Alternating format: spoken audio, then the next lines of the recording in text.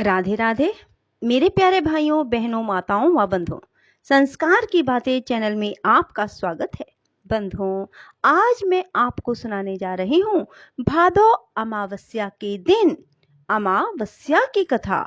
बंधुओं, जो मनुष्य भी अमावस्या के दिन इस कथा को सुनते हैं उनके सभी पापों का अंत हो जाता है, साथ ही उन्हें पितृदोष से मुक्ति मिलती है।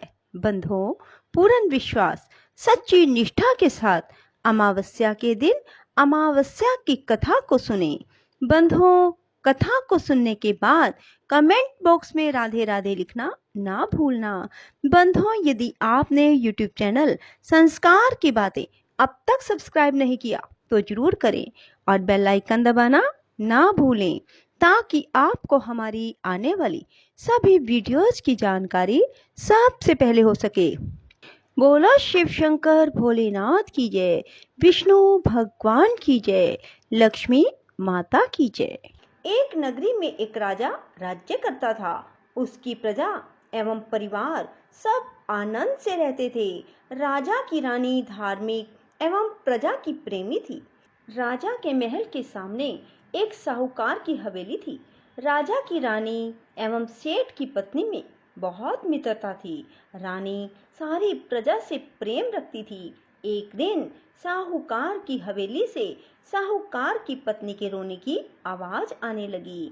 तब वह बहुत भारी विलाप कर रही थी। रानी ने हवेली में रोने की आवाज सुनी तो रानी ने राजा से इस विलाप का कारण पूछा।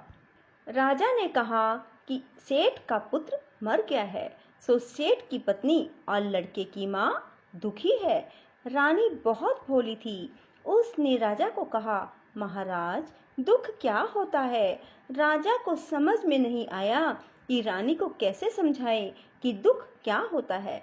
रानी वापस बोली, महाराज, दुख क्या होता है? जब राजा ने रानी से कहा, तुम अपने कुंवर को मार दो तो मालूम हो जाएगा कि दुख क्या होता है। महारानी ने अपने कुंवर को महल से नीचे गिरा दिया।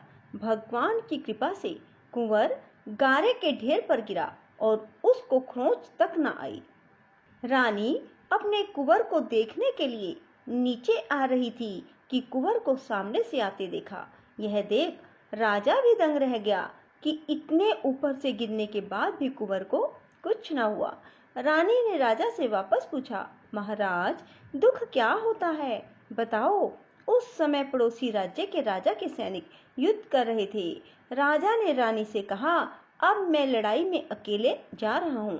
जब तुम मेरे मरने का समाचार सुनोगी तो तुम्हें दुख का एहसास हो जाएगा।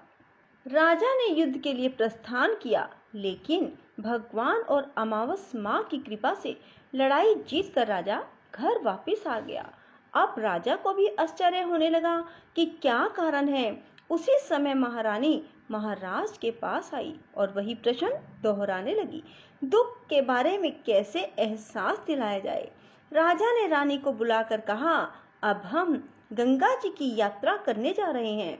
वहां गंगा की धारा में कूद जाऊंगा, तब तुम्हें दुख का एहसास होगा।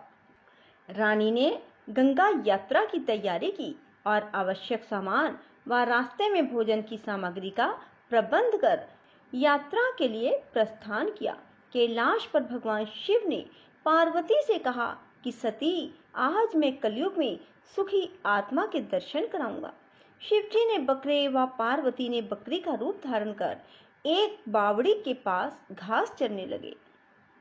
इतने में राजा रानी की सवारी आई। रानी ने सुंदर छाया और बावड़ी को देखा तो राजा ने कहा, हम यहीं थोड़ी देर जलपान व विश्राम करके आगे बढ़ेंगे। राजा रानी ने वहां जलपान किया। उसके बाद राजा पानी लेने के लिए बावड़ी में गया। उस समय बकरी का रूप धारण किया। पार्वती ने बकरे का रूप धारण किया। शिव जी से पूछा, स्वामी, इस रानी को दुख देखना है, मगर इसे दुख क्यों नहीं मिलता? रानी ने बकरी को मनुष्य की भाषा में बोलते देखा। उसे गौर से इसने सुना कि इसने सुख नाम की अमावस का व्रत किया था। इस जन्म में रानी बनी और सुख का आनंद ले रही है। सती, यह राजा गंगा में भी नहीं मरेगा। रानी ने उसकी बात सुनी। तभी राजा पानी लेकर आया तो रानी ने राजा को वह सारी घटना सुनाई और वापस अपनी नगरी को चले आया।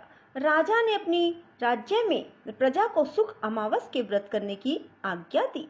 राजा हर अमावस माँ की पूजा और कथा करने लगा। यह व्रत जिस दिन शुक्रवार की अमावस हो उसी रोज से आरंभ करें। 21 अमावस तक व्रत करें। पहले 5 अमावस गेहूं, लाल कपड़ा दान करें। 5 अमावस मूंग, उसके बाद 5 अमावस चना, बाद में 5 अमावस मक्का और अंत में 21वें अमावस को चावल दान करें। दान में जैसा रंग अन्न का हो वैसे ही रंग का कपड़ा भी दान करें और कुछ दक्षिणा दें। व्रत के रोज गाय को हरा चारा दें और ब्राह्मण को भोजन या दक्षिणा दें। जो मनुष्य श्रद्धा पूर्वक इस व्रत को करेगा, अमावस माता और भगवान शिव की कृपा से दुख से उन्हें मुक्ति की प्राप्ति होगी। बंधुओं, यदि आपको हमारी वीडियो पसंद आए तो इसे लाइक करें और शेयर भी जरूर करें। धन्यवाद।